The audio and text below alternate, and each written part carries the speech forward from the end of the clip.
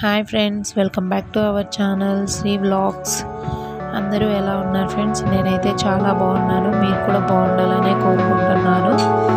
ఈరోజు మన ఛానల్లో రెసిపీ వచ్చేసి ఆనియన్ పకోడీ.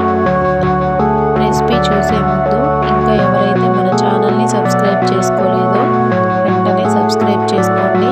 అలాగే లైక్, షేర్, కామెంట్ కూడా చేసేయండి. ఇంకా రెసిపీ విషయానికి వస్తే వర్షం పడేటప్పుడు వేడివేడిగా ఆనియన్ పకోడీ వేసుకొని తింటే ఆ మజానే వేరండి.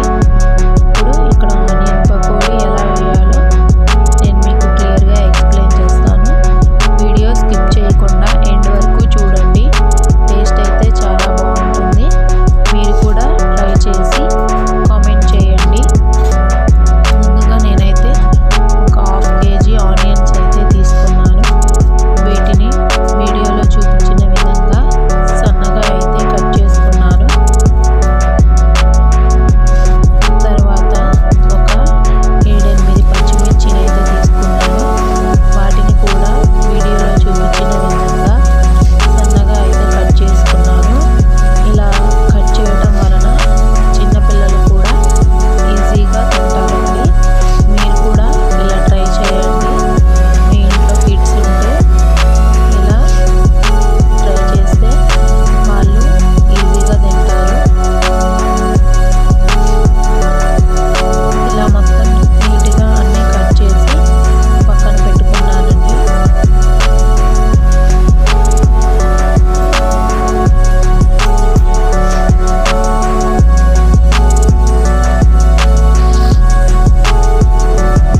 కట్ చేసి పెట్టుకున్న తర్వాత వీటన్నిటిని ఒక మిక్సింగ్ బౌల్ తీసుకొని కట్ చేసి పెట్టుకున్న ఆనియన్, పచ్చిమిర్చిని అయితే ఇందులో వేసాను.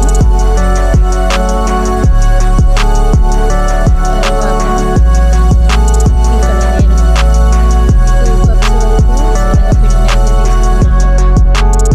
తర్వాత 3 cups వరకు వరిపిండిని అయితే తీసుకున్నాను. వరిపిండి అంటే తెలుసుగా అండి, రైస్తో చేసినది. ఇక్కడ 3 cups వరకు తీసుకున్నాను. తీసుకొని వాటర్ ఏమీ వేయకుండా మంచిగా మిక్స్ చేసుకోవాలి. ఇక్కడ సోడా, ఉప్పు, టేస్ట్కి తగినంత సాల్ట్, కొద్దిగా వాము పొడి వేసుకోవడం వలన డైజెషన్ అనేది మంచిగా అవుతుందండి. స్కిప్ చేయకుండా వేసుకోండి, మీ చాయిస్. ఇక్కడ నేను ఆనియన్స్లో వాటర్ సరిపోలేదండి, అందుకే కొద్దిగా వాటర్ అయితే తీసుకొని మంచిగా ఆనియన్స్ మొత్తాన్ని మిక్స్ చేశాను. ఈ లోపల స్టవ్ మీద ప్యాన్ పెట్టుకొని ఆయిల్ అయితే పోసాను. మంచిగా ఆయిల్ హీట్ అయ్యాక పకోడీ అయితే వేసేసుకోవాలి. నేను ఆయిల్ హీట్ అయిందో లేదో టెస్ట్ చేశాను. మంచిగా హీట్ అయింది.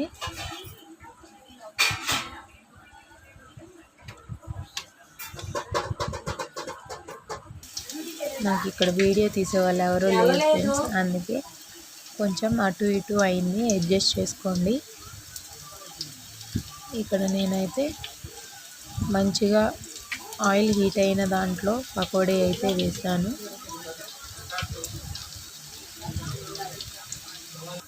చూడండి,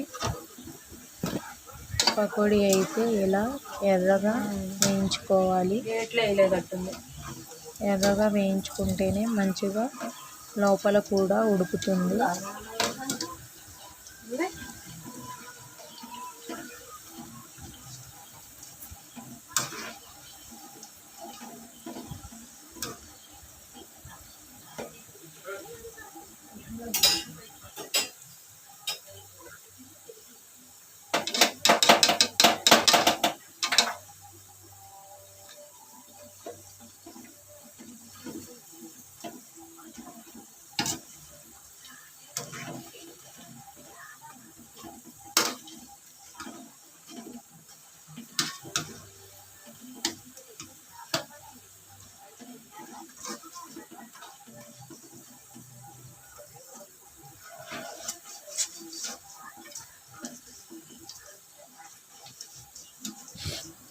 ఇలా మంచిగా ఫ్రై అయిన తర్వాత